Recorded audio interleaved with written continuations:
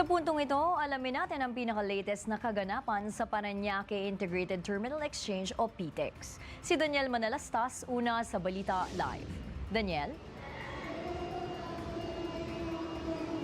Nudge, patuloy pa rin ang pagdating ng mga pasahero dito sa PITX. Pero kung ikukumpara, Nudge, doon sa mga nakalipas na araw, katulad na lamang bago magpasko, mas matumal na ang bilang ng mga pasahero ngayong araw.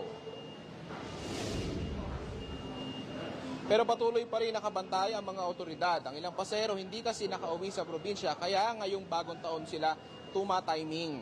Sa kabila ng mga paalala ng pamunuan ng PITX, may ilan pa rin pasaway na nagdadala ng mga ipinagbabawal na kagamitan. Katulad na lamang ng mga lighter. Sa tala naman ng PITX mula December 19 hanggang kahapon December 29, umabot sa lagpas 2.1 milyon na pasahero ang kanilang naitala. Sabi pa ng pamunuan, matumal na talaga ngayong araw at inaasahan naman na sa January 5 ang susunod na nilang peak day o maraming pasahero. Samantala, Nudge, as of 1 p.m. umabot naman sa 177